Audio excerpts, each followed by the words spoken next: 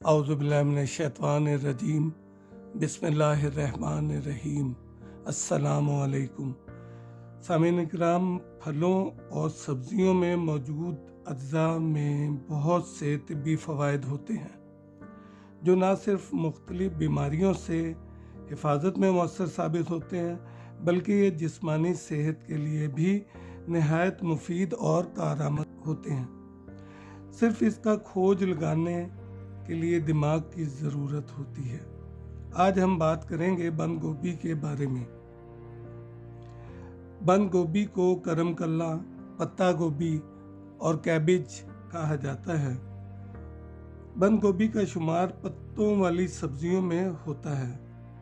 पत्तों वाली तरकारियों में बंद गोभी में बहुत ही शानदार और कीमती अज्जा होते हैं जिसकी अफादियत और कीमती अज्जा की वजह से ये सारी दुनिया में काश्त की जाती है और इस्तेमाल में भी लाई जाती है।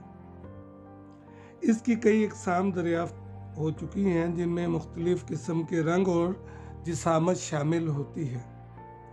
100 ग्राम बंद गोभी में हयातीनी और मादनी अज्जा में iron, calcium, vitamin C, phosphorus, vitamin B complex शामिल होते हैं।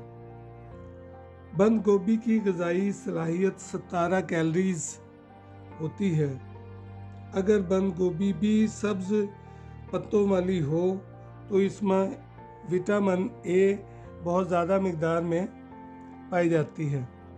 ग़िज़ाई साइंसदानों ने अब तक जो औसाफ मालूम किए हैं बंद गोभी के, इनमें ये बदन को साफ़ करती है, आँखों की बीनाई के लिए फ़ायदेमंद है, मोटा होने से बचाती है।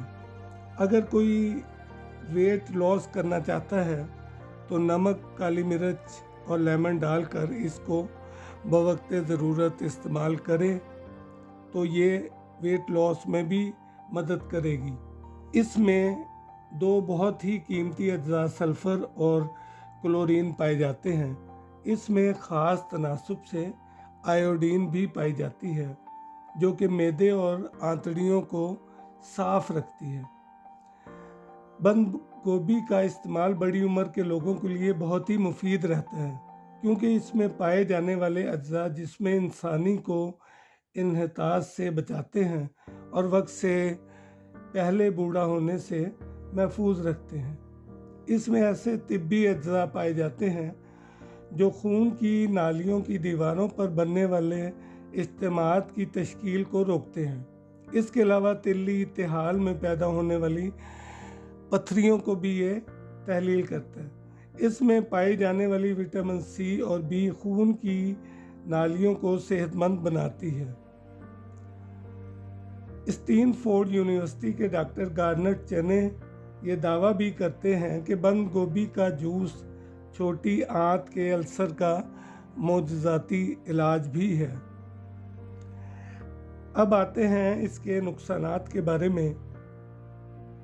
इसका मुसलसल इस्तेमाल जिस्म में खुश्की पैदा करता है, ये बादी होती है। पकाते वक्त अगर आयल, अदरक और गरम मसाले की आमेज़िश की जाए तो ये बादीपन दूर हो जाता है।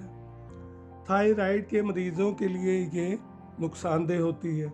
अगर पकाते वक्त इसमें हींग का इस्तेमाल किया जाए तो ये ज़ूद हज़म बन जाती है।